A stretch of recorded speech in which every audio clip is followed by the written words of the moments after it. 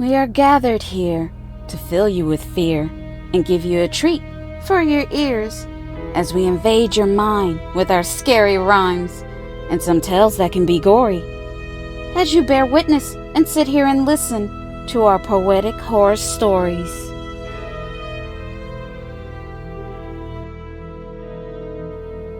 Happy holidays, PHS crew. We have some spooky and creepy Christmas stories we'd like to share with you. So, while you prepare for Santa Claus with some milk and cookies, we will terrify you with our stories and our sack full of goodies. And since this is our gift to you, all we ask for you to do is to like, comment, share, and subscribe. This will be the best present of our lives. And don't forget to jingle the bell. Now it's time for tonight's tales.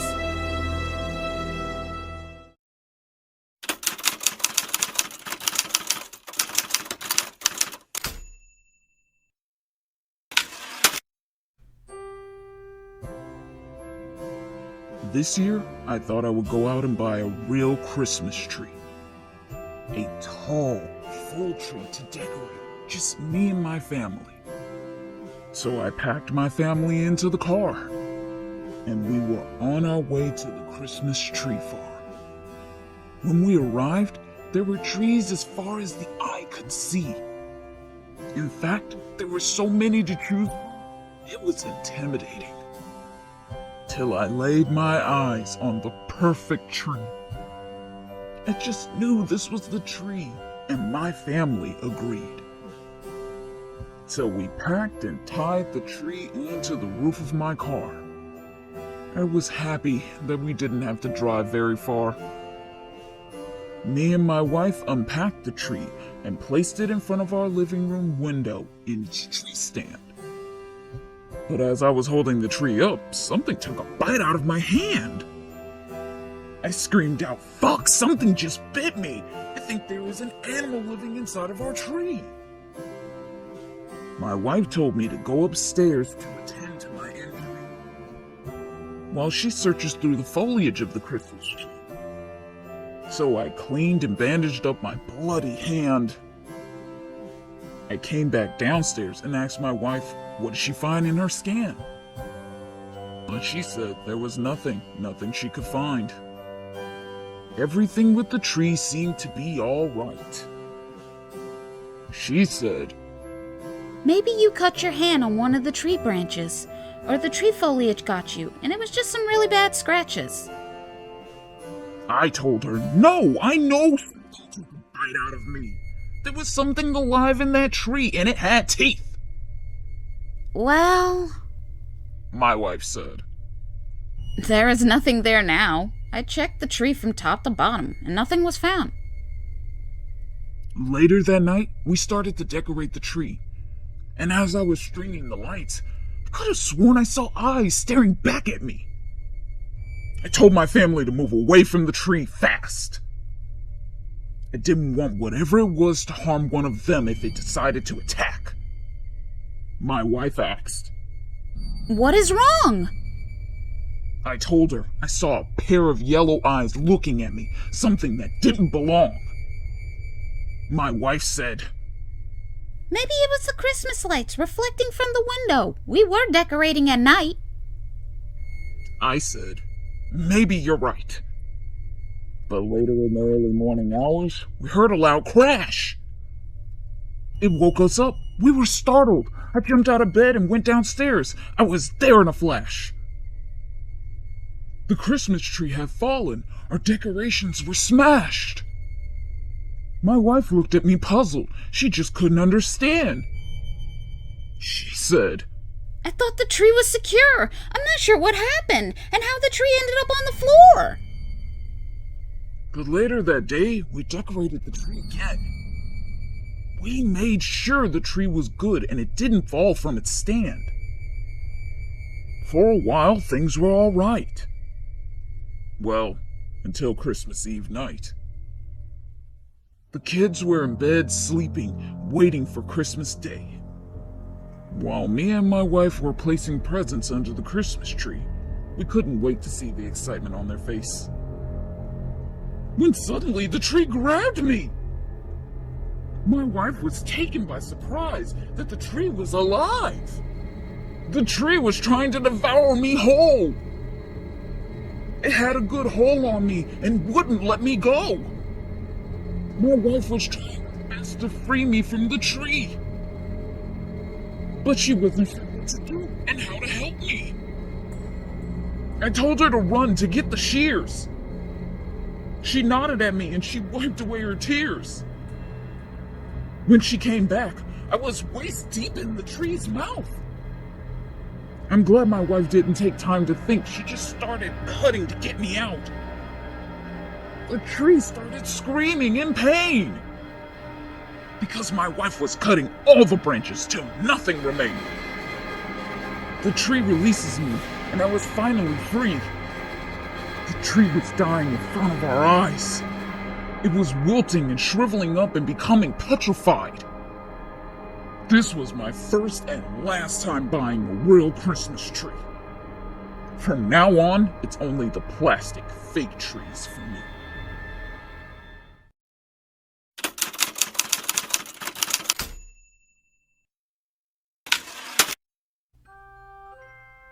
I promise you, you don't want this. You don't want to end up on Santa's naughty list. Christmas is a time for good tiding and cheer. This should be the best time of the year. For good girls and boys, it really is. You celebrate with your family and friends, as you make fond memories with the year coming closer to the end. But for naughty boys and girls, the horror is about to begin. Santa is making his list and he is checking it twice. The first list for the naughty kids and the second for the nice.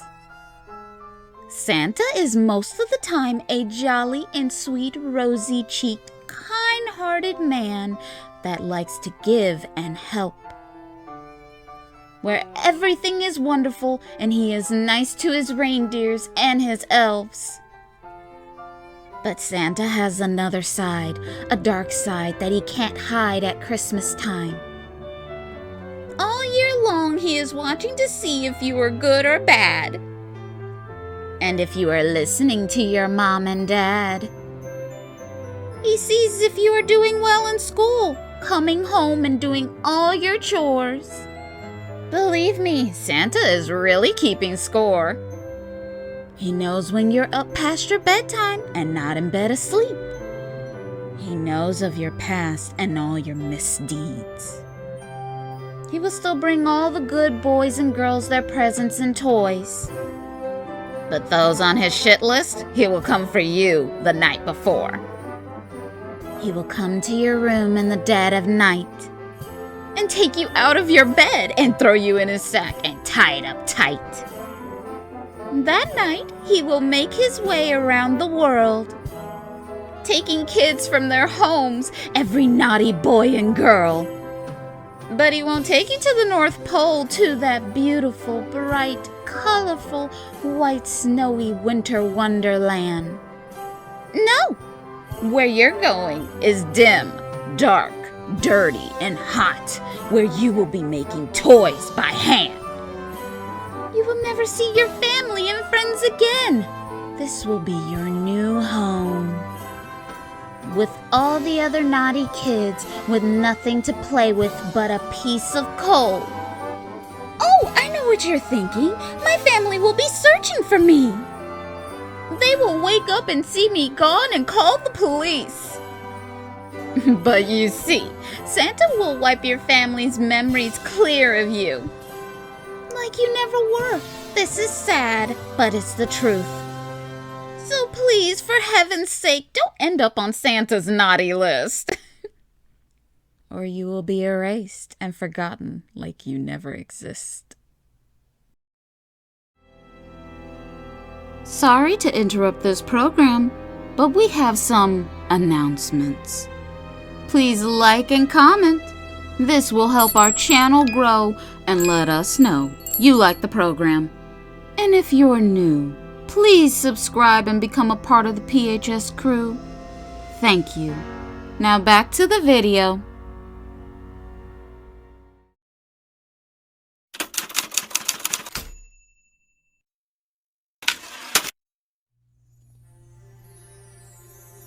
This is a Christmas tale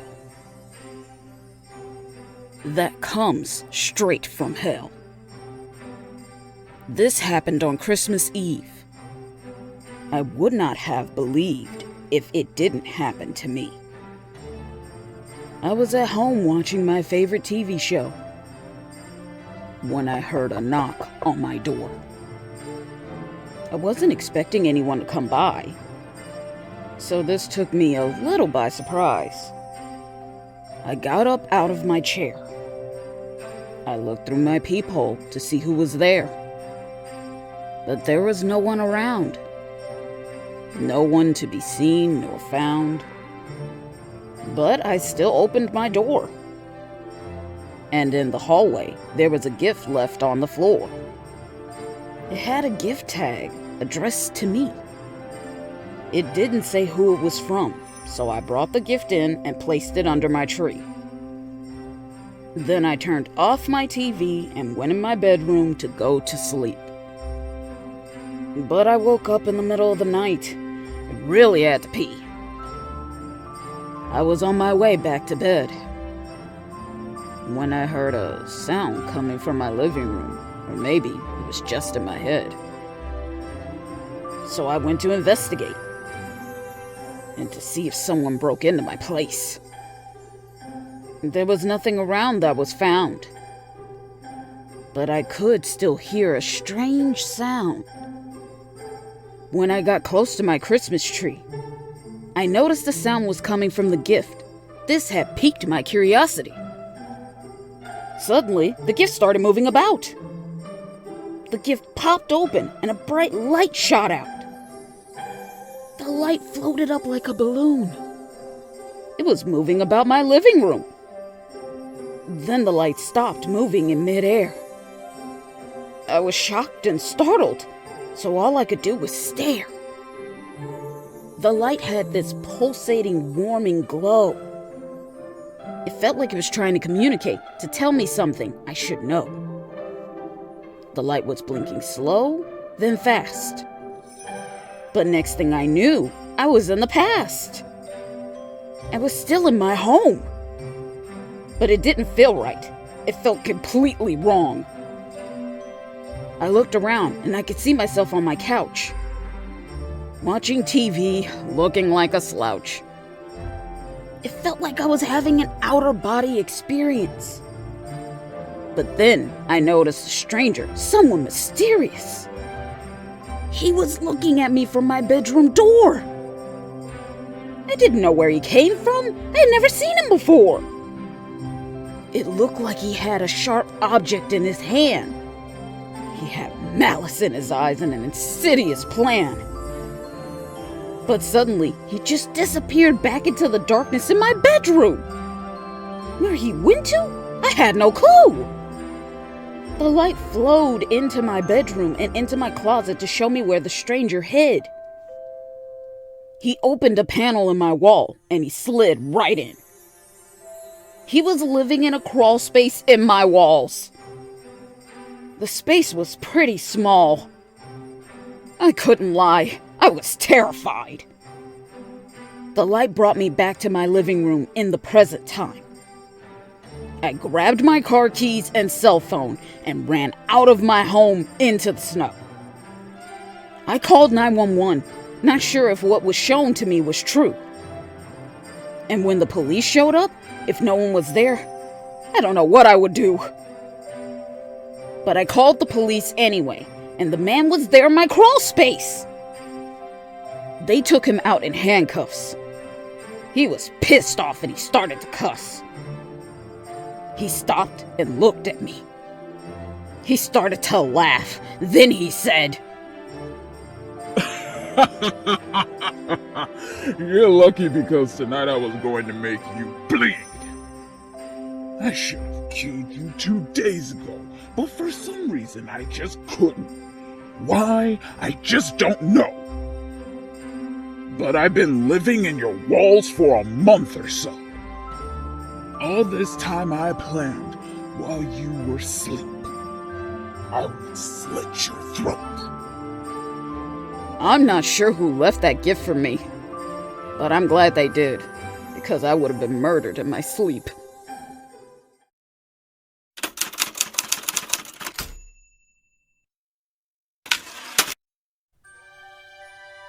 We have a tradition in our family that has been passed on for centuries. I come from a long line of women who love to bake. And at Christmas time, they love to make fruitcake. I know what you're thinking. Who likes fruitcake? But there's something special about the fruitcake we make. Our cake tastes like no other you had before in your life. Once you take a bite, you'll want another slice. Lots of people from our town wants to know our recipe. But it's a family secret, and now it's being passed on to me. This recipe made my family very rich. It happens to be a very lucrative and popular dish. Because we only make this cake 1 day a year for a limited time.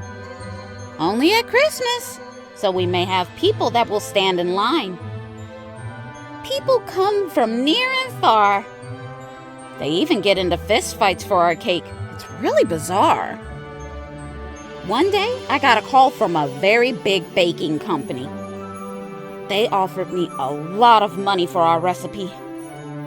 I told them the offer had me intrigued, but the answer was a hard no.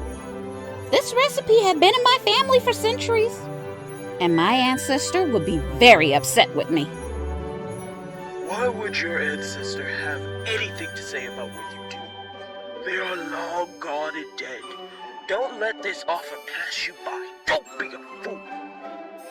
I told him, "Thank you for the offer and good day to you."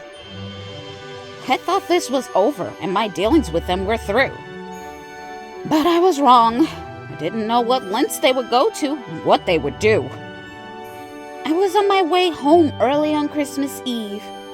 I had to prepare for the rush on Christmas Day, so I needed to get some sleep. But I was taken by surprise and grabbed from behind.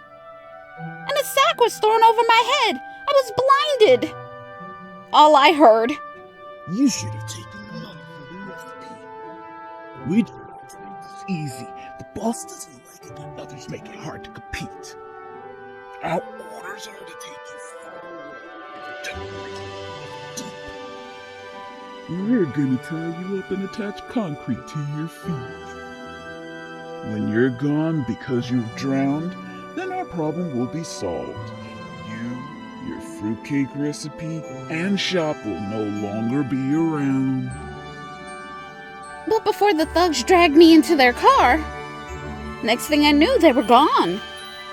I was left in the alley all alone. There was no one there in sight. It's like something came along with wings and took them by flight. I hurried home and locked my door, and didn't think about the situation anymore. I had to get myself ready for the next day, for the rush of customers that will be coming my way. I woke up on time and the Christmas sale went fine. I sold every single fruitcake, and I made a nice profit. It was great. I never heard from that baking company again, and I never had any more trouble from those men. But I did see in the news there were some bodies found at the bottom of the river. I guess that's what happens to you when you fuck with a witch's recipe and her ancestors.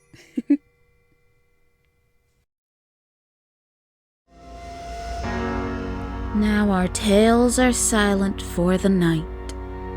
It's time for you to bundle up, stay warm, and sleep tight. And remember that you are being watched. So be good, or you may have to pay the cost. We thank you for stopping by. Until next we meet, We will see you next time.